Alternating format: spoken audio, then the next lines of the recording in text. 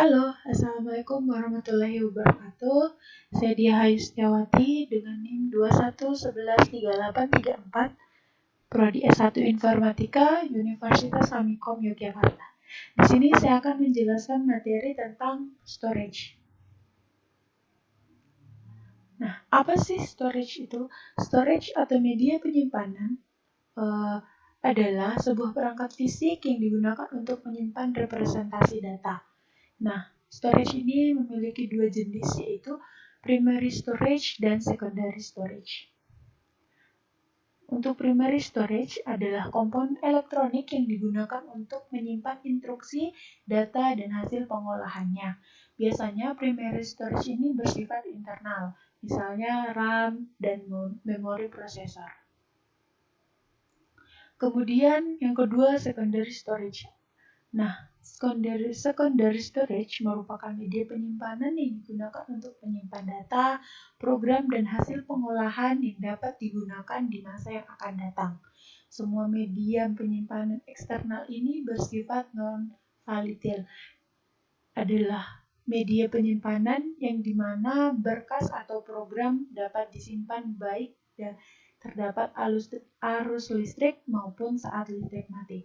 Nah, secondary storage ini biasanya bersifat eksternal atau sebuah media penyimpanan tambahan.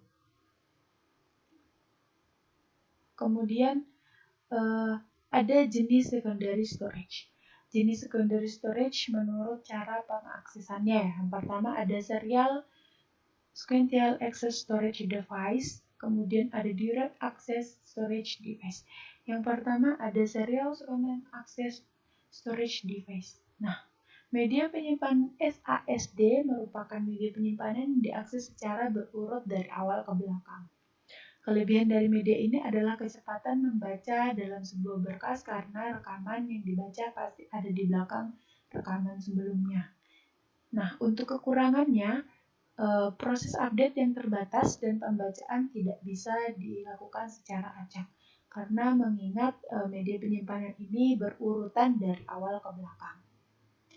Kemudian ada direct access storage device, merupakan media penyimpanan yang diakses secara acak atau langsung. Kelebihan dari media ini adalah kecepatan dan pengalokasian data di dalam alamat kosong yang ada. Contohnya ada floppy disk, optical disk, hard disk, dan SSD. Yang pertama ada floppy disk. Nah, ini merupakan secondary storage yang sudah sangat jarang digunakan. Merupakan berwujud seperti lempengan plastik bundar di mana permukaannya dilapisi magnet sebagai tempat untuk menyimpan guratan-guratan data. Kemudian ada optical disk.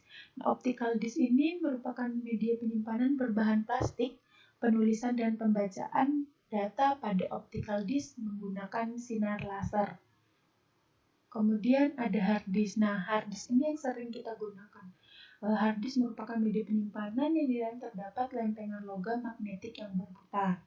Nah, hard disk ini memiliki dua jenis konektor. Yang pertama ada parallel advanced technology attachment atau PATA, kemudian serial advanced technology attachment atau SATA. Hard disk ada dua jenis. Yang pertama hard disk internal dan hard disk eksternal. Biasanya hard disk internal terdapat dalam unit sistem, dalam laptop, dalam CPU. Kemudian hard disk eksternal biasanya digunakan sebagai media penyimpanan tambahan. Nah, ini ada solid state storage. Pertama ada flash memory card, banyak digunakan pada laptop, smartphone, dan navigasi GPS. Kemudian ada USB drive or flash drive, menghubungkan guna dari USB drive menghubungkan ke port USB, kapasitasnya hingga 256 GB. Kemudian ada SSD. SSD merupakan media penyimpanan dan dia memiliki kecepatan lebih cepat dan tahan lama dari hard disk. Nah, SSD merupakan media penyimpanan di dalamnya menggunakan serangkaian IC untuk menyimpan data. SSD memiliki kecepatan jauh di atas hard disk dengan kecepatan dan kepraktisannya ini saat ini SSD sangat sering digunakan, sudah sangat banyak digunakan untuk menggantikan hard disk. Kemudian ada cloud storage, di mana cloud storage ini merupakan penyimpanan yang dia sangat membutuhkan internet sebagai server ya. Kemudian aplikasi yang disediakan sebagai layanan dari sebuah produk disediakan oleh server yang menyediakan penyimpanan cloud atau penyimpanan online. Kemudian ada mass storage device. Nah, untuk memenuhi kebutuhan organisasi yang membutuhkan sejumlah besar persyaratan penyimpanan sekunder, sistem penyimpanan perusahaan menggunakan data yang full. Kemudian di sini ada storage area network atau SAN. Nah, ini merupakan storage yang digunakan untuk menghubungkan perangkat penyimpanan komputer jarak jauh. Sistem penyimpanan perusahaan dapat dihubungkan.